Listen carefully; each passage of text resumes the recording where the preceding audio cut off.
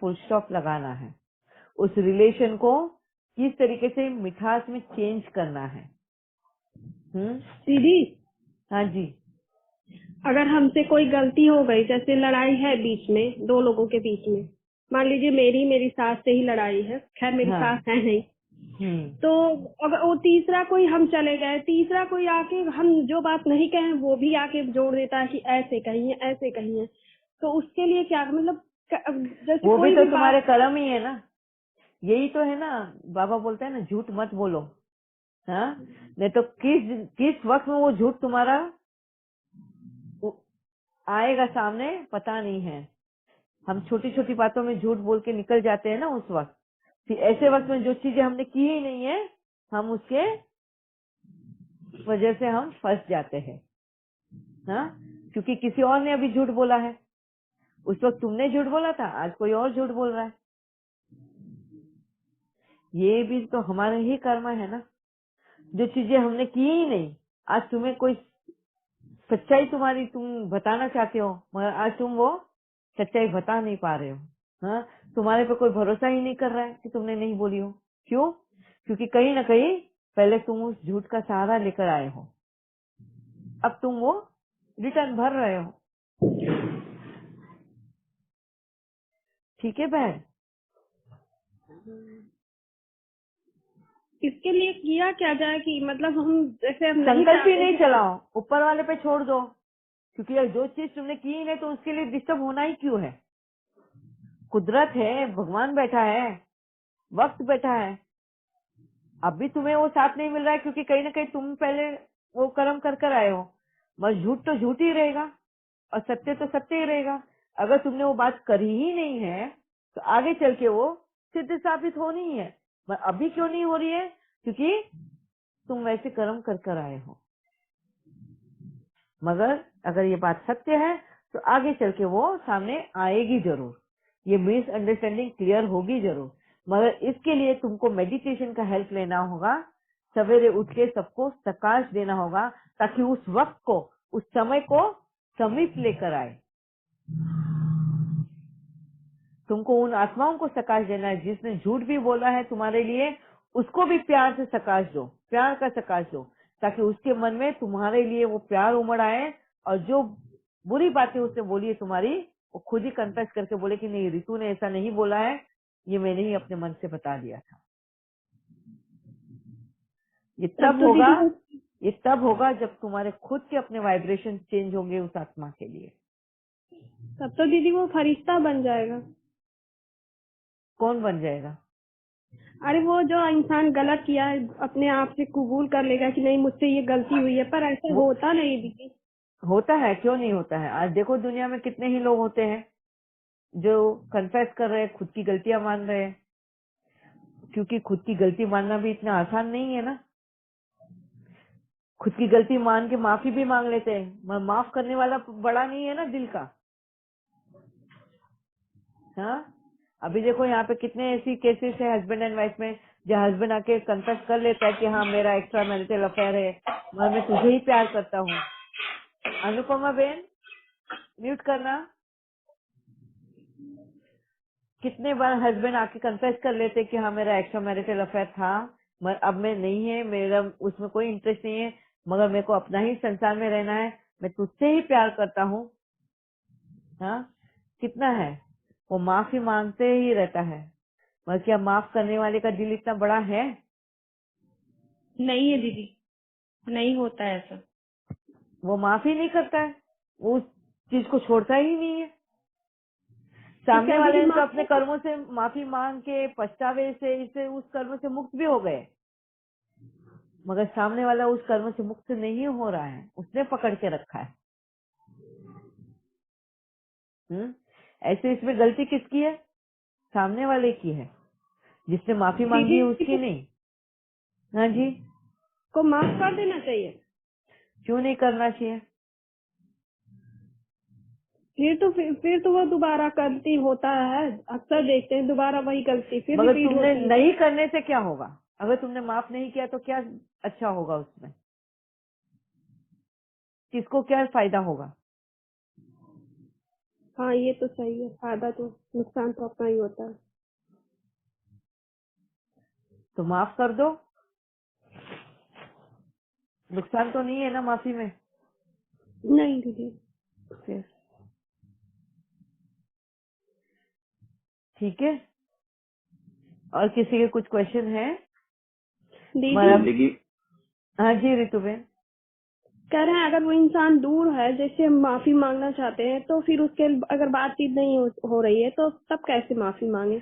तो सबसे पहले तो सकाश दीजिए, थॉट से वहाँ तो थॉट से बात करिए, फिर उनको वाइब्रेशन दीजिए। तुम्हारे वाइब्रेशन तो वो कैच करेगा, उसको तो वो बंद ही नहीं कर सकता। हाँ, उस चीज को तो वो रोक नहीं लगा सकता है। बोलने से रोक लगा सकता है, करने से रोक लगा सकता है, मगर वाइब्रेशन से तो नहीं रोक लगा सकता ना। अगर तुम्हारे इतने शुद्ध वाइब्रेशन उस तक पहुंचेंगे तो अपने आप उसको तुम्हारी याद आएगी, अपने आप उसका मन होगा तुम्हारे से बात करने के लिए। और जब वो तुम्हारे से बात करेगा उस वक्त तुम उसको माफी मांग लो, उसका और भी ज्यादा असर होगा। तुम्हारे वाइब्रेशन से उसको करो।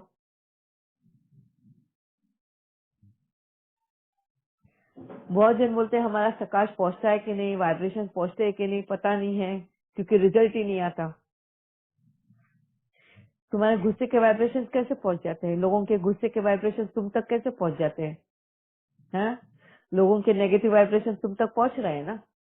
अगर वो वाइब्रेशन पहुंच रहे हैं तो ये अच्छे वाइब्रेशन क्यों नहीं पहुंचेंगे? यही तो नहीं होता है दीदी। क्यों? क्योंकि तुमने दिए ही नहीं है। कहीं ना कहीं तुमने मन में वो पकड़ के रखा है, बस नहीं, बोला है मैंने माफ अच्छी किया, मैंने माफ किया। अच्छी माफ तो कर दिया, मगर उसको छोड़ा कहाँ है? उन गलतियों को छोड़ा नहीं है तुमने। जैसे दीदी मैंने किसी को अंदर से माफ कर दिया तो मुझे हल्का फील होता है, तो मुझे हल- ये समझ लगता है कि मैंने माफ कर दिया है। लेकिन वहाँ कोई तीसरा बंदा बीच में पड़ के अरे ऐसे बोल रही है, ऐसे बोल रही है, तो फिर वहाँ से कुछ ना कुछ आता जरूर है। तो इसका मतलब यही है ना कि तुम्हारे कर्म ही बाकी है ना। कहीं ना कहीं तुमने पहले झूठ का सहारा लिया है ना, किसी और को दगेबाजी में, इसमें उसमें सहारा लिया है। वो सारे कर्म तो अभी एक साथ नहीं आने हैं ना। उस रिश्ते को बिगाड़ने के लिए ही सारे कर्म आएंगे, और तुमको जद्दोजहद से उस रिश्ते को सुधारने के लिए कर्म करने हैं। लड़ाई वही है ना, तुम्हें अच्छाइयाँ ही देते जाना है। सामने वाले का असर दूसरे और लोग आके उसको गलत बताएंगे, क्योंकि यही काम हमने पहले कर कर आए हैं। तो कर्म तो फेड नहीं है, उससे तो छुट्टी है नहीं तब तक। और जिस दिन ये कर्म खत्म हो गए, अपने आप वो इंसान सही हो जाएगा। भले ही वो husband, as a husband and wife तुम वापस साथ में सही ढंग से नहीं रहो, अच्छे फ्रेंड्स बन के जरूर रहेंगे। तुम दोनों के मन में अच्छाई, एक दूसरे के प्रति स्नेह भाव जरूर आएगा। तभी समझ जाना ये कर्म तुम्हारे जो गलत किए थे वो खत्म हो गए।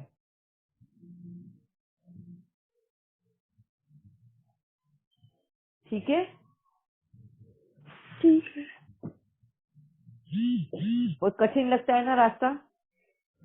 दीदी जिंदगी में मिलने वाले हर इंसान को डायबिटीज हो जाए इतना मीठा बनना पड़ेगा। यस।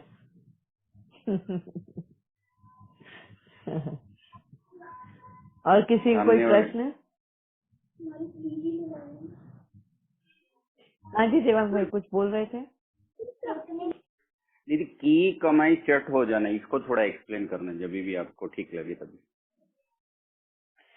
हम कुछ भी अच्छा करते हैं किसी के लिए भी, तुरंत उसके ऊपर एहसान जताकर उसको खत्म कर देते हैं। अपना करते हुए समझ के कर रहे हैं ये नहीं, एहसान जताकर उसको खत्म कर देते हैं। उसको बोलते हैं कि कमाई चट कर गए। अच्छा, कोई भी सेवा की तो उसमें अपना प्रभाव करते नहीं हुए रखना। समझो, अपना कर्म समझो। ओके। एहसान नहीं कर रहे हो तुम किसी पे, तुम अपने कर्म खत्म कर रहे हो। उसमें भी कर्म खत्म करने की बात आती है। हर वक्त मैं पता है ना, जो भी तुम्हारे साथ आज प्रेजेंट में हो रहा है ये तुम्हारे 5 कर्म से। आज जैसे मैं आज अगर आप लोगों के सामने बैठी हूँ, ये ज्ञान सुना रही हूँ, मेरे कर्म ही तो खत्म कर रही हूँ ना। कहीं ना कहीं मैं तुमने पहले गलत ज्ञान देकर आई हुई हूँ, अब तुम्हें सही रास्ता दिखा के उस रास्ते पे चलाने की कोशिश कर रही हूँ, कर्म ही खत्म कर रही हूँ ना। मगर यहाँ पे मैं अपना कर्तव्य न समझकर तुम लोगों पे एहसान कर रही हूँ, ये जताऊंगी तो जितना मैं पुण्य कमा रही हूँ वो भी चट हो जाएगा।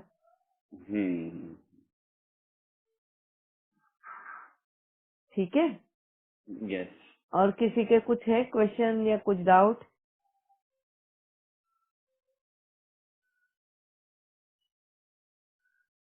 दीदी हाँ जी। क्या माफ कर देने से अंदर से तुमने माफ कर दिया पर मैं बोलती नहीं हूँ, तो ये क्या ये भी गलत है?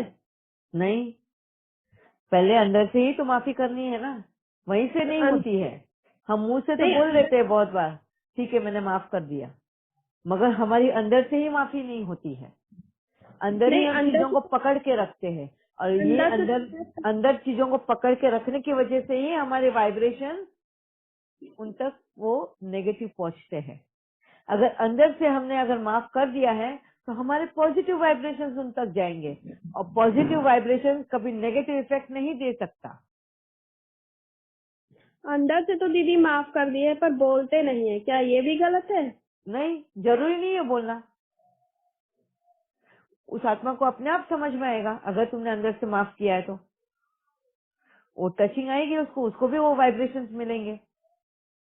मगर उस इंसान के साथ में अगर तुम्हारे कोई कर्म बचे ही नहीं है तो वो तुमने माफ किया, उसको वो वाइब्रेशंस मिल गए, तुम्हारे रिलेशन ठीक होंगे मगर जुड़ के नहीं आएंगे, क्योंकि कर्म ही नहीं है,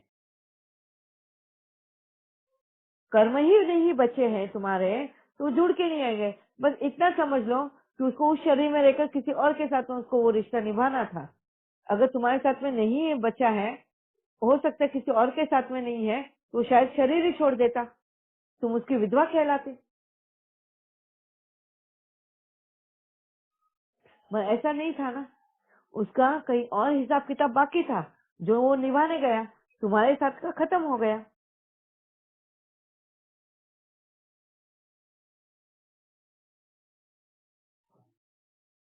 ठीक है। और कोई?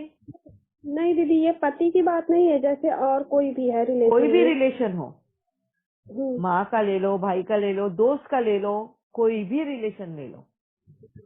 अभी हमारे बचपन में ही देख लो, स्कूल के वक्त में जो दोस्त थे हमारे, क्या अभी तक वो हमारे दोस्त चल रहे हैं?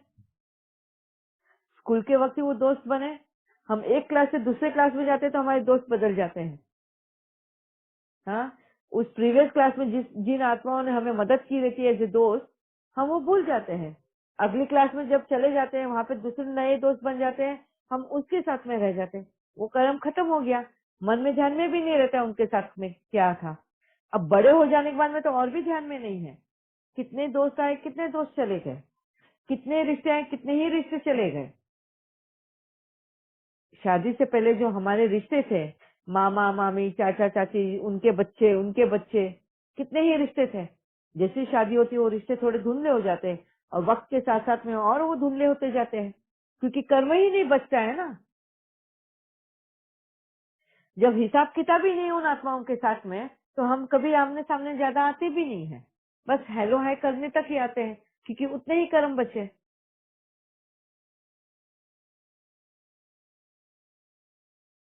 सारा खेल मदार तो इसी पे है ना, कर्मों के हिसाब किताब पे, तुमने किस तरीके के कर्म बनाए हैं। अच्छे दीदी कर्म बनाए हैं तो अच्छे रिश्ते निभते हैं, बुरे कर्म बनाए तो बुराई से रिश्ते निभते हैं। हाँ जी। मुझे मुझे ऐसा लगता है, मेरे पास 2 बेटी हैं, तो उन लोगों को ऐसा लगता है कि इन लोगों की शादी या ये सब मुझे करना होगा, या हर जरूरत के लिए मैं ही काफी मेरे ऊपर ही डिपेंड होंगी।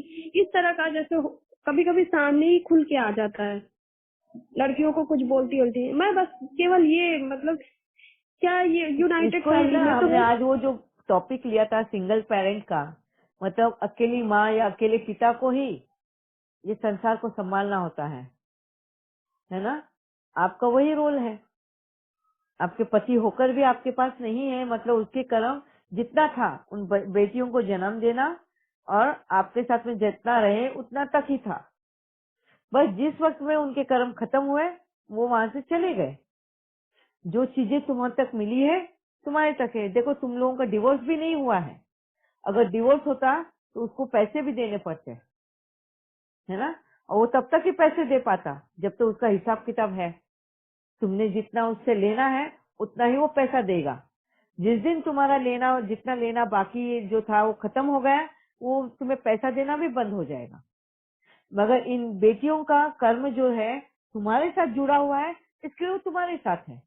अगर वो समझो उनके पिता के साथ में जुड़ा रहता तो तुम कितनी भी कोशिश करते तो भी वो उनके पिता के पास जाते।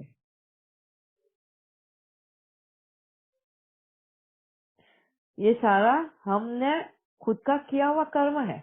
हमने वो करते हुए पिछले जन्म में कहीं ना कहीं अधूरे छोड़े हैं, जो इस वक्त में हमें वक्त ने और कुदरत ने चांस दिया है उन अपने कर्तव्यों को पूरा करने के लिए। और आज आपको माँ और बाप, पिता दोनों का रोल निभाना है। आज आपको कमाना भी है, बेटियों की एजुकेशन भी करानी है, उनकी शादी करके उनका घर भी बसाना है। आज आप दोनों का रोल आपको निभाना है। क्यों? क्योंकि पहले पूर्व इसमें जब आप पिता थे, वो पिता का रोल संपूर्ण रूप से निभाया नहीं है उन बेटियों का, तो इस जन्म में आपको वो निभाना है। इसके लिए आज आप सिंगल पेरेंट हो। दीदी हाँ जी। दीदी क्या कभी ऐसा भी होता है कि कोई फॉर अ टाइम बिंग कोई किसी से अलग है और फिर वापस एक साथ हो जाते हैं? हाँ, वो टाइमिंग अलग इसलिए होता है कि कहीं ना कहीं हम पूर्व जन्म में ऐसी कोई जोड़ियों को हमने तोड़ा रहता है, मतभेद करके, है ना, मिसअंडरस्टैंडिंग क्रिएट करके और अपना फायदा उसमें निकालने के लिए, अच्छा। है ना, अच्छी खासी जोड़ियों को तोड़ा रहता है। तो वो वियोग उनको दिया है, तो इस जन्म में हमको भी वो वियोग सहन करना है। तो ऐसा होता है कि थोड़े दिन के लिए, साल 2 साल 4 साल के लिए अलग है, फिर वापस जुड़ गए, ऐसा हो यस, जाता है दीदी? होता है। वो उसके लिए फिर तुम्हें जुड़ने के लिए वापस वो कर्मों को तो खत्म करना है ना, जिनको अच्छा। वियोग दिया है। और इस आत्मा का जो बिछड़ने का वजह जो बने हो, उसका वापस वो भरोसा जीतना, फिर से उसमें हमको आना, वो एफर्ट तो सारे लेने हैं ना। अच्छा, ठीक, थैंक यू दीदी। दीदी हाँ जी। मेरे एक चाचा हैं, उन्होंने कहा कि तुम तो गलत कर रही हो, अपने साथ भी गलत कर रही हो, अपने बेटियों के साथ भी गलत कर रही हो। तुम कोई चीज मतलब अपने पति के खिलाफ या उस औरत के खिलाफ कर नहीं रही हो, जबकि वो गलत है, सारा पैसा वो ले रही है। तुम अपनी बेटियों के हक के लिए तो मांग सकती हो। इसमें उन्होंने कहा कि वीके शिवानी दीदी कहती हैं कि तुम काली का मतलब काली, जैसे काली का, उन्होंने कहा कि काली का रूप धरती है औरत ही, दुर्गा का रूप औरत ही, हर देवी देवता का रूप औरत ही पकड़ती हैं। तो तुम क्यों नहीं अपने पति के खिलाफ? तो मैंने कंप्लेन की थी। काली का रूप तभी हमको धारण करना है जब हमें हमारा स्वाभिमान बचाना है। अपने स्वाभिमान के लिए हमें खड़ा होना पड़ता है, तब हमें काली का रूप धारण करना होता है। कहीं पे भी नहीं काली का रूप धारण करते हैं। यही तो बोलते हैं ना कि ज्ञान को बहुत सही ढंग से समझना जरूरी है। नहीं तो वो कह रहे हैं कि वो तुम्हारे साथ गलत हो रहा है, वो औरत गलत कर रही, तो उसके खिलाफ क्यों नहीं उठती हो? अभी बताया ना, ये पिछले जन्म का हिसाब किताब है। अब तुम अभी खड़े होगे, उठोगे, फिर कर्म करोगे, फिर अगले जन्म में वापस से यही होना है। फिर से वो तुम्हारा पति बनकर आएगा, फिर वो तुम्हें छोड़कर जाएगा। नहीं दीदी, मैं पकड़ने के लिए रही थी, नहीं उसको जबरदस्ती उनको, अपने पति को या उस औरत को, किसी के प्रति मेरे मन में वो नहीं है। जब था तब था। पर वो पैसा देना बंद कर दिए। किसान जो खेती करवाते थे, इसका मतलब है कि अभी तुम्हें तुम्हारे पैरों पे खड़ा होना है। ये कुदरत का इशारा है, ये वक्त का इशारा है। उसके अब लिए भी तुम्हें कमाना है। अभी जब तक कमाने का वक्त, उनका देने का वक्त था, जितना तुम्हें उनसे लेने का वक्त था वो खत्म हो चुका। अब तुम्हारा कमाने का वक्त है। अभी ये टॉपिक हम कल कवर करने वाले हैं, मंडे के दिन। कौन सा? जहाँ हस्बैंड वाइफ है। अब वाइफ जो है वो कमाने के लिए खड़ी है और हस्बैंड आज घर में बैठे हैं। ये भी एक टॉपिक है जो हमको कवर करना है आगे चल के। दीदी उसके लिए तैयार नहीं होते हैं। कौन तैयार नहीं है? ना मेरे हस्बैंड को पसंद है, ना उनके फैमिली को पसंद है। हाँ तो कि मैं दे बाहर- पैसे, खाएंगे क्या? बच्चों को क्या खिलाएंगे? फिर देना है पैसा, और उनको पसंद नहीं है तो यहाँ तक कि आप कपड़े आप भी लोग नहीं। अगर बेगर बन के भीख मांगोगे बाहर, वो पसंद आएगा? या आप लोग भूख से तड़प के मर जाओगे, वो पसंद आएगा? क्या पसंद आएगा?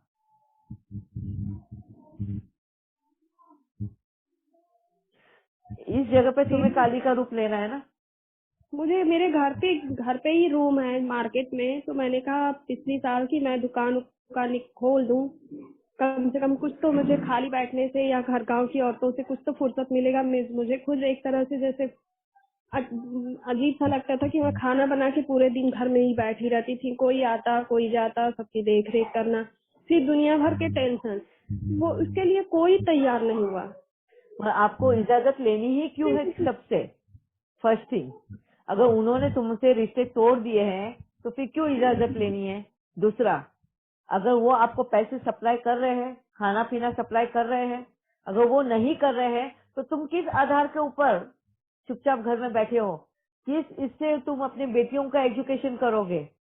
किस तरह से अपने कर्तव्यों को पूरा करोगे? फिर लड़ने जाओगे कि तुम मुझे पैसे दो, फिर उस पति के पीछे लगोगे कि तुम मेरे पास आके रहो। इसीलिए उन्होंने कहा ना कि अपना दोनों तरफ से कंप्लेन करो, दोनों कर अपना खर्चा लो।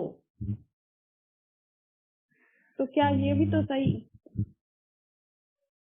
देखो, आप कंप्लेन करोगे, आप लड़ोगे, सामने वाले को मजबूर करोगे पैसा देने के लिए।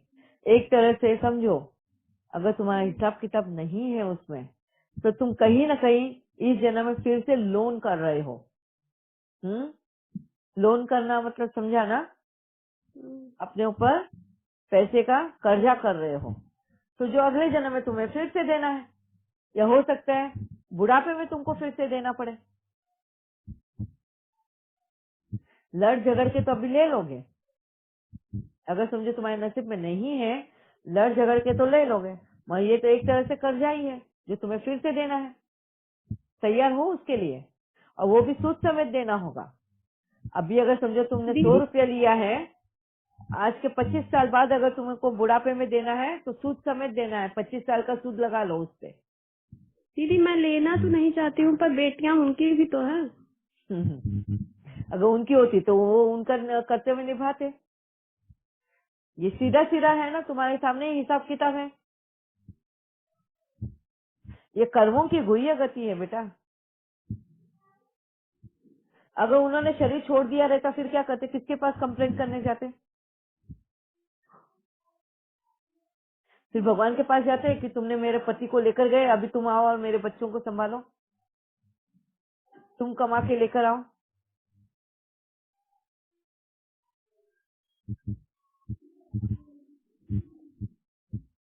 यहाँ पे भगवान यही बोलता है, पहले स्वावलंबी बनो, डिपेंडेंट नहीं। हम गलत कर्म ही क्यों करते हैं?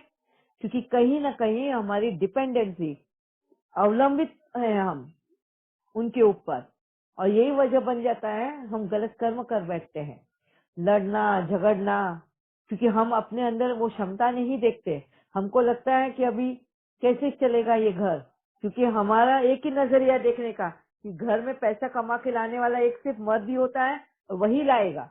हम सिर्फ घर में बैठ के खाना बनाएंगे और बच्चों को पालेंगे। अब वो समय गया जब तुम पति का रूप था, तुमने वो नहीं कर्तव्य निभाया। ठीक है, पिछले जन्म में तुम पति थे, तुमने वो कर्तव्य नहीं निभाया। जहाँ तुम्हें संसार को ये देना था, तब तुमने वो नहीं निभाया। तो इस जन्म में तुम्हें पति एंड पत्नी, मतलब माँ और पिता, दोनों का रोल निभाना है। अब तुमको उठ के खड़ा रहना है, अपने पैरों पे कमाना है अपनी बेटियों के लिए। ये बातें समझना है हमें। हमें सॉल्यूशन ढूंढना है, ना कि और बखेड़ा खड़ा करना है।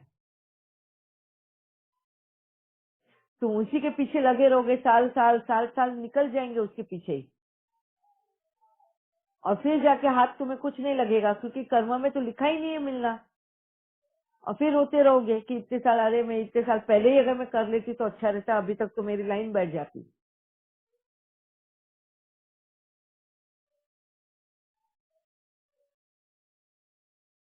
ये कुदरत इशारे दे रहे हैं, तभी हमको समझ लेना है। काली का रूप यहाँ पे धारण करना है। अगर वो तुम्हें मना करे कमाई के लिए, तब धारण करो। अगर मुझे नहीं कमाने दे रहे तो तुमको देना है। फिर अगर तुम नहीं दे पा रहे हो, तुम्हारे में इतनी शक्ति नहीं है, तो तुम जाओ और मेरा रास्ता छोड़ो, मैं देखूंगी अब क्या करना है।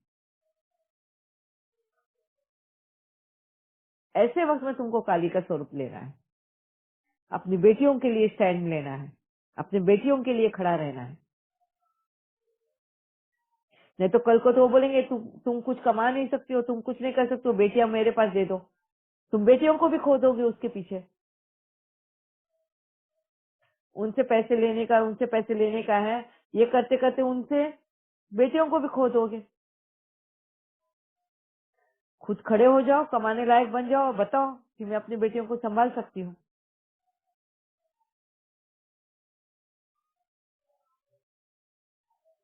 ठीक है? ठीक है दीदी। और किसी को कुछ है क्वेश्चन? आई थिंक तो भावना बहन आपने हाथ उठाया था। हाँ जी, वो तब हो गया, खत्म हो गया। उसमें मिल गया रिजॉल्व आंसर। हो गया। लेकिन अभी जो आपने बताया ये काली का रूप धारण करना है, तो ये बेसिकली आप ये बोल रहे हैं कि अपने पांव पर खड़े होने के लिए, तब किसी की नहीं सुननी है। यस, क्योंकि दीदी मेरा एक और हमें क्वेश्चन है। हमारा स्वावलंबी मतलब स्वाभिमान, अपने आप के लिए हमको खड़ा रहना है। उस वक्त अगर हमें कोई पीछे खींचता है, हमें मना करता है, तब हमको अपना काली का स्वरूप दिखाना है। तो अभिमान मतलब एग्जैक्टली क्या हुआ? इंडिपेंडेंट होना, स्वावलंबी होना, वही हुआ? यस, स्वाभिमान मतलब हमें कोई, मतलब ना, हम बोलते हैं ना हमारे स्वाभिमान को ये मत करो। सेल्फ कॉन्फिडेंस नहीं, ना, स्वाभिमान मीन्स सेल्फ रिस्पेक्ट। स्वाभिमान यानी सेल्फ रिस्पेक्ट।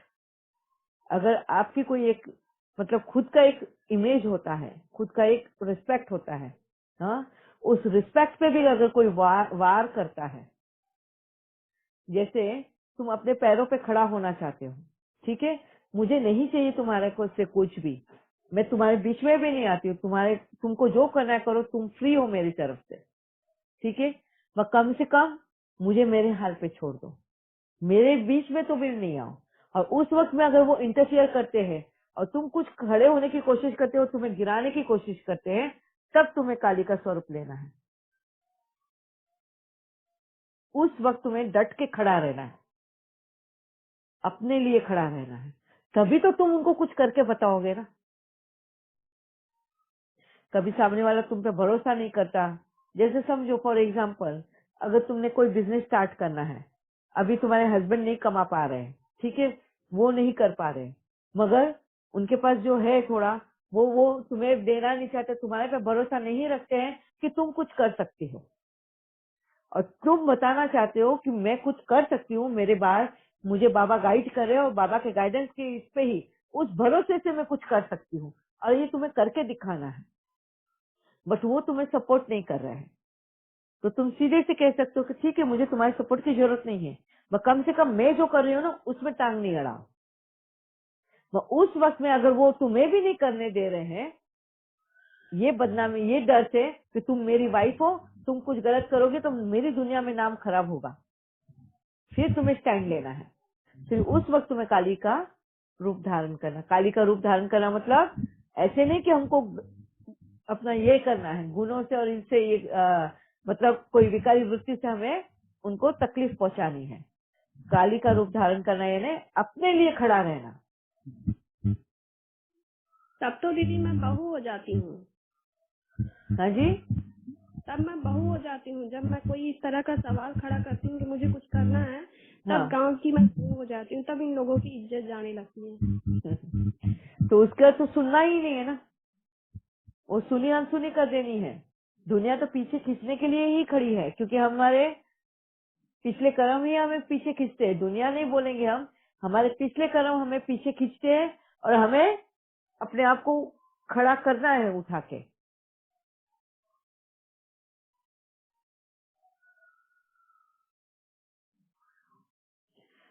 ठीक है, अपना वजूद हमें इस दुनिया में रखना है।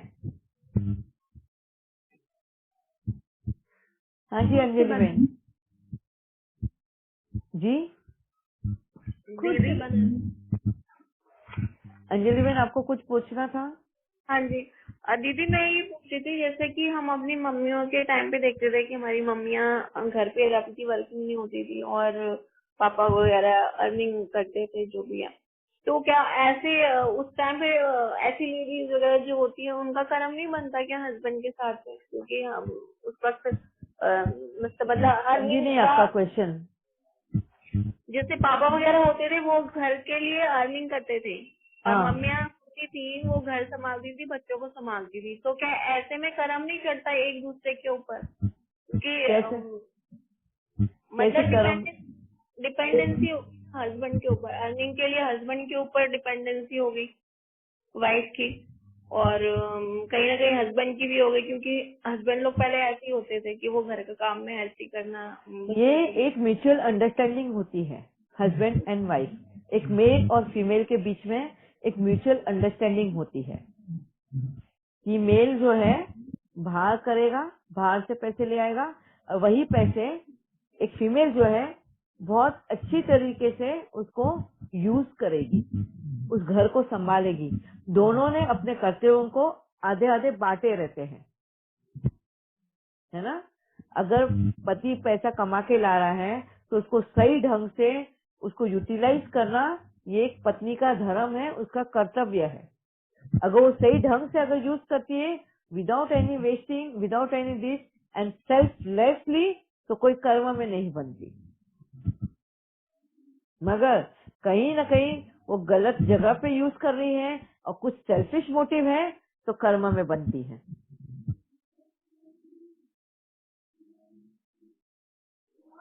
ओके दीदी। इसके ऊपर हम और डिटेल में लेंगे कल, एग्जाम्पल्स दे के कि किस तरीके से हम कर्म बढ़ा लेते हैं। क्योंकि वही टॉपिक मैंने बोला ना, अभी ऐसा वक्त आ गया है कि जहाँ हस्बैंड अभी रिटायर्ड हो रहे हैं तो वाइफ को खड़ा होना पड़ रहा है कमाने के लिए।